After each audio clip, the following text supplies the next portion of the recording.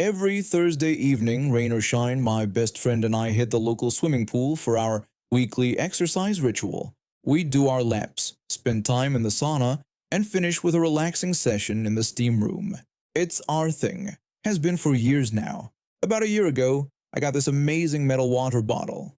It's nothing fancy really, just a bright blue bottle with my favorite Disney character on it. I love that thing. It keeps my water ice cold for hours, which is perfect for those scorching sauna sessions. I take it everywhere: work, gym, hiking, you name it. My friend jokes that it's an extension of my arm. So last month, we were at the pool for our usual Thursday swim. We'd just finished in the sauna and I was melting. I placed my water bottle on the ledge of the pool and jumped in to cool off. The water felt amazing after the heat of the sauna. My friend and I were doing our usual laps when something caught my eye from below the water. As I was swimming up from the bottom of the pool, I spotted some kid grabbing my water bottle from the ledge and making a run for it. I broke through the surface and shouted that the bottle was mine, but the kid just ran faster. They were headed straight for the exit. I quickly swam to the side of the pool and hoisted myself out, dripping wet, to cut them off before they could leave. I approached a woman who was with the kid and told her that her kid had my water bottle. She made this scoffing sound and tried to walk around me, but I stepped in front of her again. I repeated that her kid had taken my water bottle. The woman looked at the kid, then at me, and told me that it was a kid's water bottle meant for children, and that I should grow up and get out of her way. I knew what kind of person I was dealing with. I looked directly at the kid and told them to hand over my water bottle. The kid clutched my bottle and whined to their mother that the bottle was theirs and that they wanted to keep it. The mother crossed her arms and said that since her kid wanted the bottle and it was for children, I should let them have it. She told me to move aside. I was getting irritated. I warned her that I would knock her into the pool and take my bottle back if she didn't hand it over. The mom's eyes went wide and she started yelling for help, saying that I was threatening her and trying to steal from her child. My friend was still in the pool, laughing at the scene unfolding. The lifeguard and another staff member came over to see what was happening. The staff member asked what was going on. The mother told the staff that I was trying to steal her child's water bottle. I shook my head and explained that it was my water bottle that I had brought with me today, just like I do every week. The staff member suggested that they could check the security cameras to see who had come in with the bottle. Before he could finish, the lifeguard, who had seen me many times before, stepped in. He told them that the bottle belonged to me, saying that I was a regular customer who always had that same bottle every week. The mother kept arguing. She said it was a children's water bottle because it had a cartoon character on it. She said they were leaving. The staff member warned the woman to hand over the water bottle, or they would call the police and have both her and her child banned from the facility for life. The mother's face turned red. She snatched the water bottle from her kid's hands and then she threw it straight into the deep end of the pool. It nearly hit someone swimming below. She yelled at me to go fetch it, then grabbed her kid by the arm and walked out of the building. The lifeguard left. My friend, still in the pool, pointed to where my bottle had sunk to the bottom and told me to go fetch it. I left too, despite being annoyed. I had to dive down twice to retrieve my bottle from the bottom of the pool because I missed it on the first attempt. When I finally got it back, thankfully, the lid had stayed on tight and no pool water had gotten inside. The next time we went swimming, the staff told us that the woman and her kid had been banned. This wasn't the first complaint they'd received about them taking things that didn't belong to them. The lifeguard said I should get a change for my water bottle. My Disney bottle and I still go swimming every Thursday. Now I keep it closer to me when I'm in the water. For the past 3 years, I've taken the same subway line to and from my job at the downtown accounting firm. The routine had become so mundane that I barely noticed my surroundings anymore. Wake up, shower, grab coffee, board train, zone out, work, board train, zone out, home, sleep, repeat. That was my life. The monotony of it all had started to wear on me, especially after my recent breakup. 6 years together. and she just decided one day that she needed space. 3 months later, I was still taking the long way home just to avoid walking past our favorite coffee shop. That day, I was tired after pulling an all-nighter to finish the quarterly reports. All I wanted was to get home, collapse on my bed, and sleep for 12 hours straight. It was just another ordinary day on the subway. People were going about their usual routine, some were reading books, some were listening to music, and others were just staring blankly into space. I was one of the latter, lost in my own thoughts when the chaos started. Suddenly, a Karen burst through the subway doors, nearly knocking over a man in the process. She had a look of pure anger on her face, and it was directed at a pregnant woman who was sitting on one of the seats. Karen loudly demanded that the pregnant woman get up, claiming she had seen the seat first and wanted to sit there.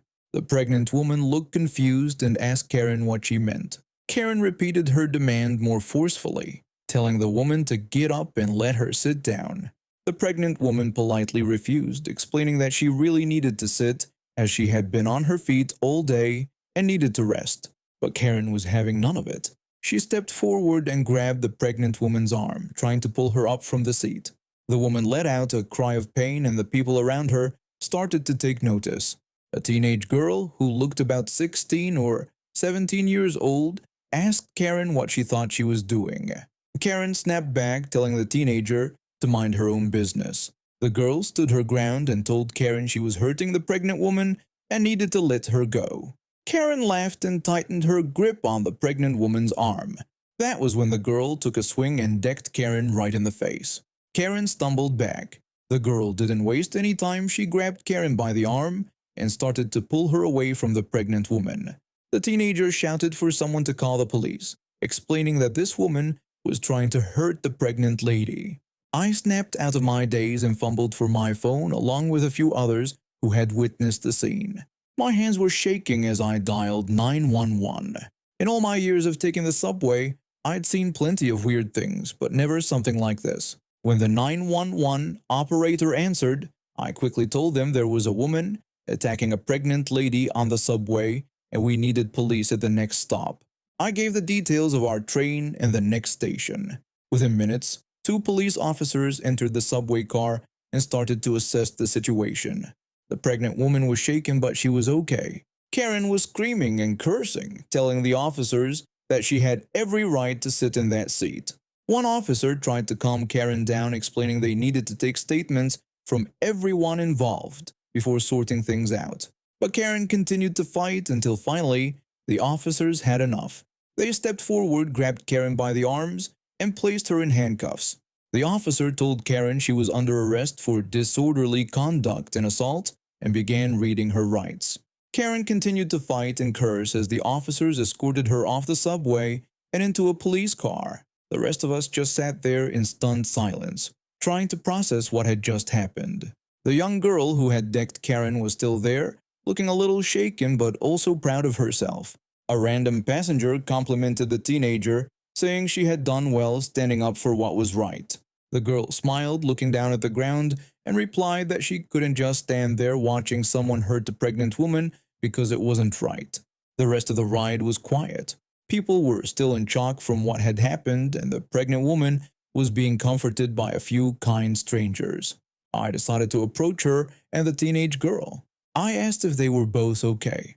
The pregnant woman told me she was fine, though a bit shaken, and thanked me for calling the police. The teenage girl said she was good, but expressed disbelief that people like Karen existed. I told the teenager that what she did was really brave. As we talked, I learned that the pregnant woman was actually a lawyer, and she offered to represent the teenage girl if there were any legal problems from her punching Karen.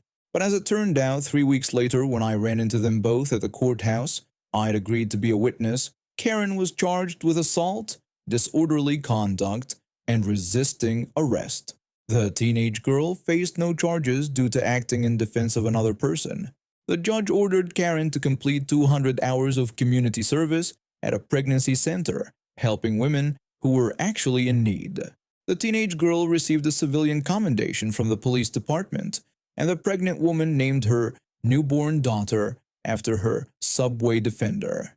Now, whenever I'm on that subway line, I make sure to look up from my thoughts and pay attention to the world around me. You never know when someone might need your help. I've worked at Supermart for nearly 5 years now. I started as a cashier, worked my way up to department manager in electronics. It wasn't my dream job, but the pay was decent and I had a good team. Most importantly, I'd earned respect from my coworkers through hard work and treating everyone fairly. Our store had recently gone through some changes. Corporate decided we needed a regional manager to oversee 3 local stores, including ours. That's when she showed up. I'll just call her Karen since that's what everyone called her behind her back. Karen had been with the company for 20 years, but she'd spent the last decade at the corporate office.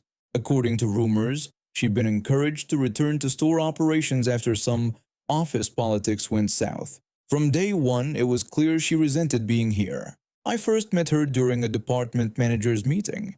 She barely acknowledged anyone, spent the whole time on her phone, and then ended the meeting by saying she'd be whipping this place into shape. We all exchanged looks.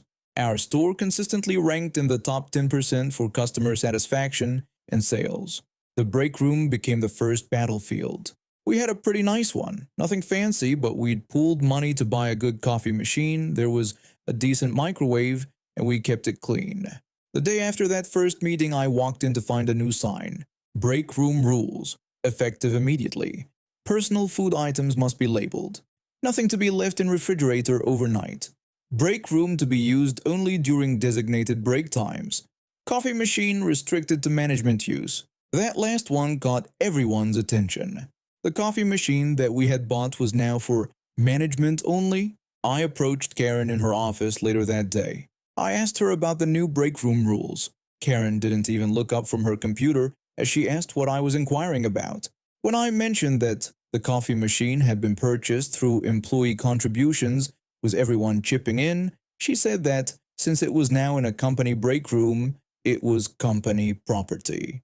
I tried to explain that this didn't seem fair to the employees who had contributed, but she cut me off. She talked about fairness, complaining about having to manage what she called a backwater store when she should be at corporate, and dealing with employees who thought they were entitled to special privileges.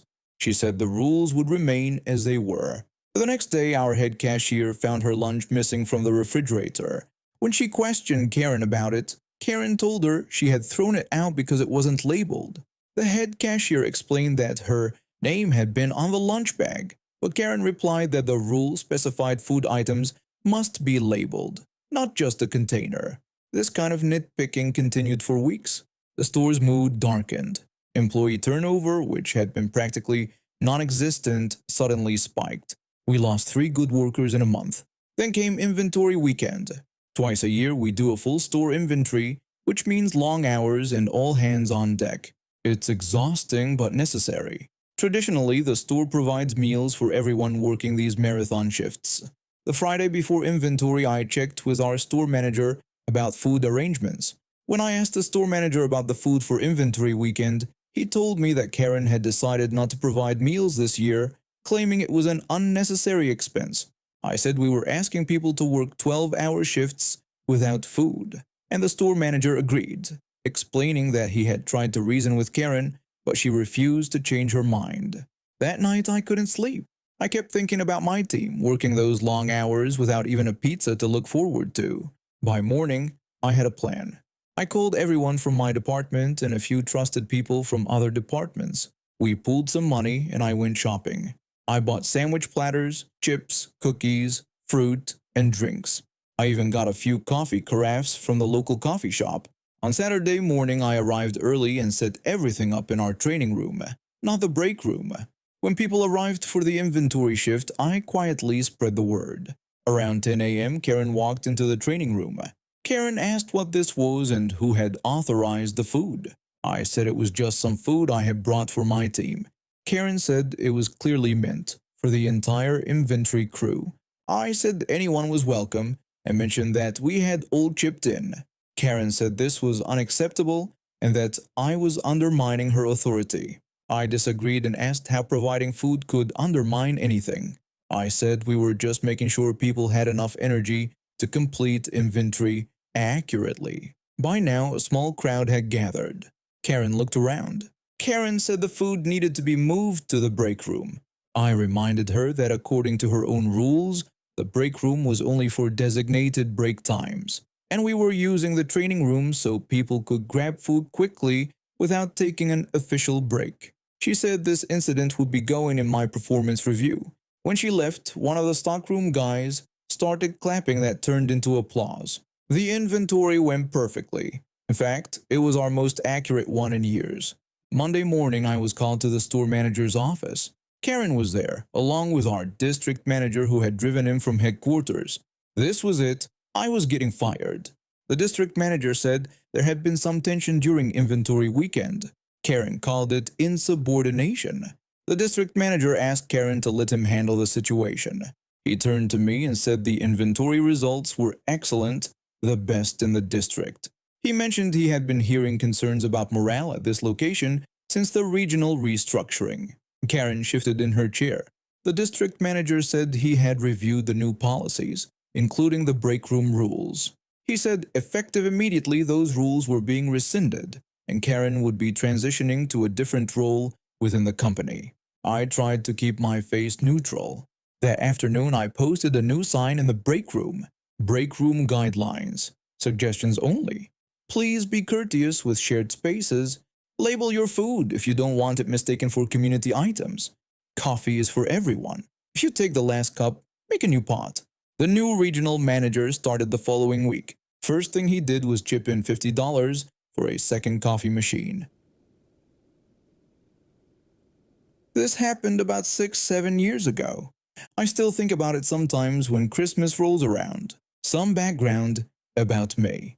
I'm a 33-year-old guy who's been working for that big blue store with the yellow Spark logo for about 10 years now.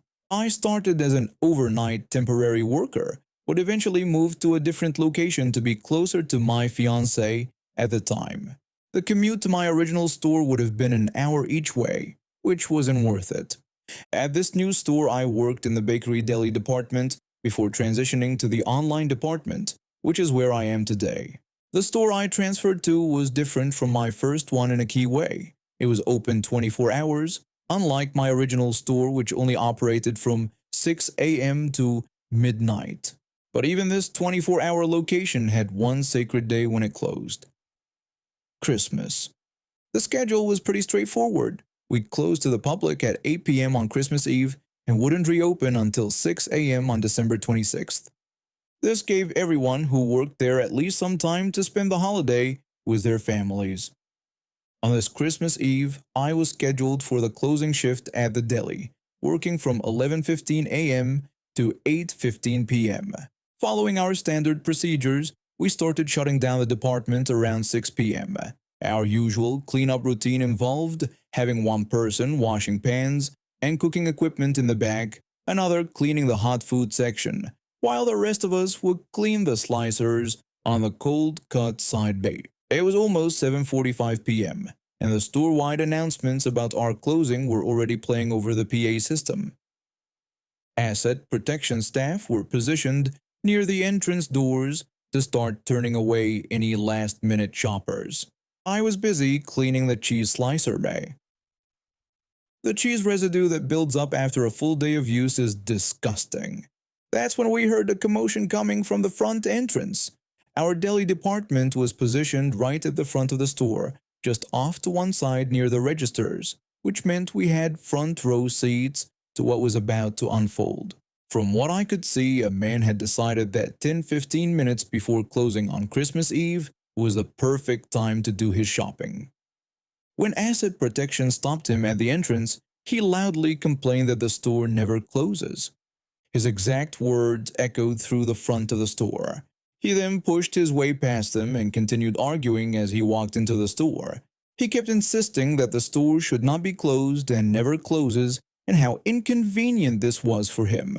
As he rounded the corner near our department, I saw him for the first time. He noticed us working in the closed deli section, and what he said next is something I'll never forget. He loudly exclaimed about the deli being closed, questioning why it would be closed in a tone that suggested We had closed just to ruin his Christmas Eve plans.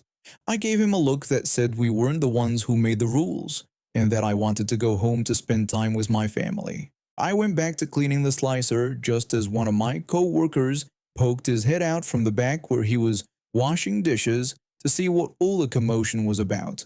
My co-worker asked what was happening out front. I explained it was just someone who thought we should stay open past closing time on Christmas Eve. My co-worker wondered if the man thought we didn't have families to go home to. I replied that apparently not, and mentioned how the customer claimed our store never closes.